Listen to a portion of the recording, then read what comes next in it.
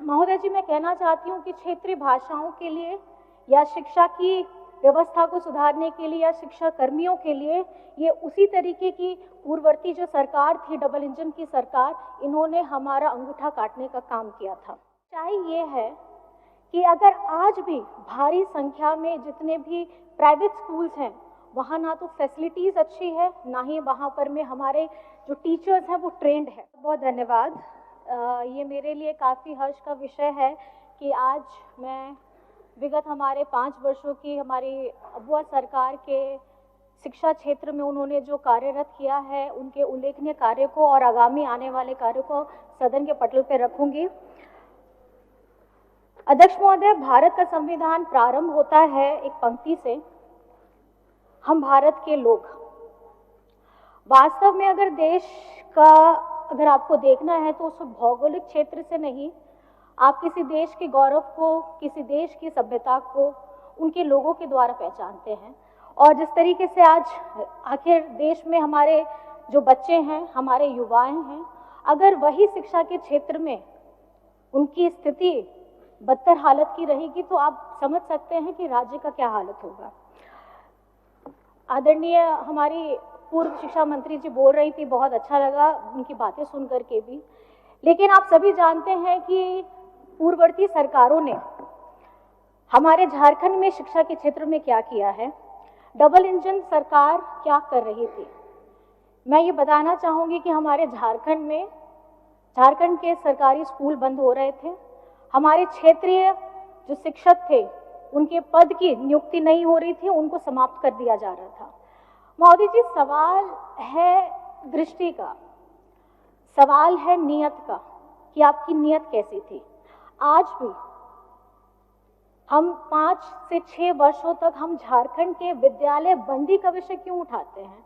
इसलिए उठाते हैं क्योंकि इनकी सोच जगजाहिर हो गई थी, जो इनको झारखंड की जनता ने 2014 में दिया था।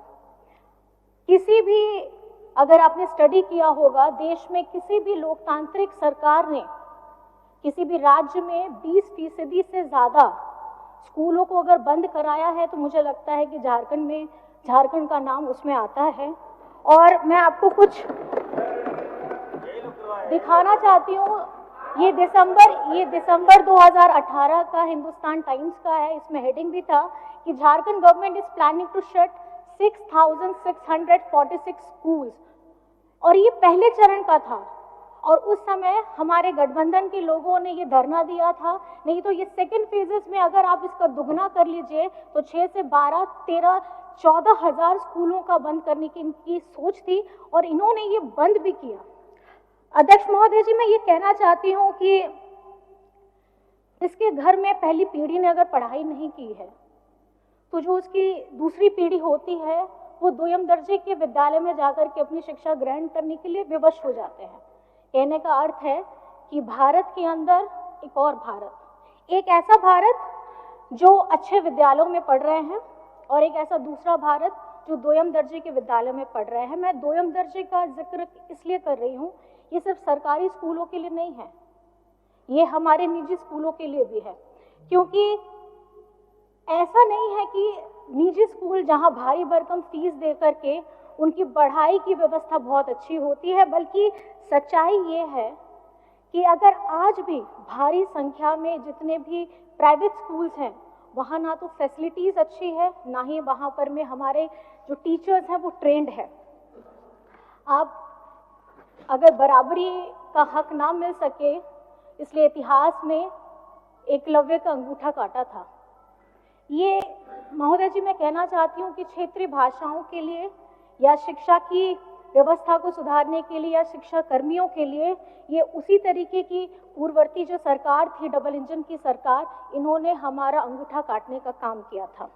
आज ये झारखंडी सरकार, ये बुआ सरकार अच्छी शिक्षा, अच्छे रोजगार, बेहतर रोजगार के साथ अपनी सोच को आगे रखती है। और क्योंकि जहाँ पे आदरणीय मैडम बोल रही थी, सदस्या बोल रही थी, कॉलेज की बात बता रही थी, अध्यक्ष महोदय, ये झारखंड आदिवासी बहुल इलाका है। यहाँ खाने पीने की जद्दोजहद में बहुत लोगों ने बरसों बरस संघर्ष किया है। और जितना मैं आपको बताना चाहूँगी कि 17 से 18 साल आप ही लोग सरकार में थे। कॉलेज बच्चा तभी जाएगा जब उसकी स्कूली शिक्षा पूरी होगी। जो बच्चा घर का खाना पीना, एक परिवार उस तकलीफ से गुजर रहा है, तो आप उनको कहाँ स्कूल में एडमिशन करा सकते थे। और इन्होंने जो काम किया था, जो दुस्साहस किया था, आज ये परिणाम है कि झारखंड में हम लोग अभी भी शिक्षा के क्षेत्र में आगे कदम बढ़ाने के लिए निरंतर प्रयास कर रहे हैं, लेकिन समस्याएं इन्होंने प्रदान की, लेकिन समाधान ये अबुआ सरकार निकाल रही है। आप लोगों ने पहले भी देखा था इनकी सरकार में पारा शिक्षकों की हालत क्या थी। अध्यक्ष महोदय, पेज के कटिंग्स हैं, बताना चाहूंगी इंडियन एक्सप्रेस का, टाइम्स ऑफ इंडिया का, आपका दिसंबर 19, 2018 का है कि द पारा teachers succumbs to the injuries after injured in the police lathi charge. 5 para teachers sustained severe injuries in the police lathi charge.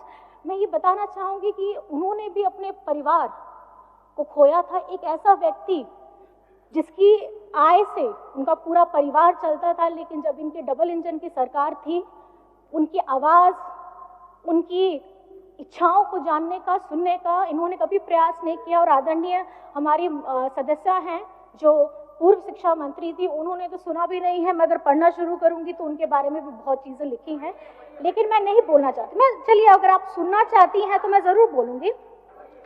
पारा शिक्षकों के मुद्दे में शिक्षा मंत्री डॉक्टर नीरा यादव जी जब भी कोई बात करने की कोशिश होती थी, वे कुछ भी बोलने से परहेज करती थी। कभी मीटिंग में होने का हवाला देती थी, तो कभी कैबिनेट की बैठक में जाने का हवाला देती थी। और इतना ही नहीं, पिछले दिनों इन्होंने कहा था कि इस मुद्दे पर उनके सीनियर बोल रहे हैं तो वो क्या बोलेंगी। तो ये अगर शिक्षा मंत्री किसी राज्य की बोलती हैं, जब पारा टीचर्स हड़ताल में रहते हैं, तो ये समझना चाहिए ये कभी गंभीर विषय है। मैडम मैडम मेरी बात सुन लीजिए, फिर आप जरूर बोलिएगा। और ये मैं कहना चाहूंगी, जब दिस इज नॉट कॉन्वर्सेशन, इन्होंने कभी भी स्कूल के विद्यालयों की हालत नहीं देखी, just listen. छात्रावास की हालत नहीं देखी, जर्जर बिल्डिंग की हालत नहीं देखी, और झारखंडी सरकार ने वो देखा। और उन्होंने पारा शिक्षक हो, रसोईया दीदी हो, उनके मानदेय को 50% से बढ़ाकर से लेकर के 200% तक की वृद्धि की थी। आज कक्षा 1 में से लेकर के उच्च शिक्षा के लिए जितने भी हमारे विद्यार्थी हैं, उनको छात्रवृत्ति 3 गुना दी जा रही है। और बच्चों को, जैसे आप सभी को ज्ञात है, आज हम बच्चों को साइकिल दे रहे हैं। गांव देहात में सर होता क्या है कि दूर दराज हैं, किसी के घर में माँ पिताजी दोनों काम कर रहे हैं, बच्चों को अगर विद्यालय आना है, खास करके अगर हमारी लड़की बच्चियां हैं, तो उनको आने में दिक्कत होती थी। मैं इस सकारात्मक सोच को बहुत बहुत धन्यवाद करती हूँ।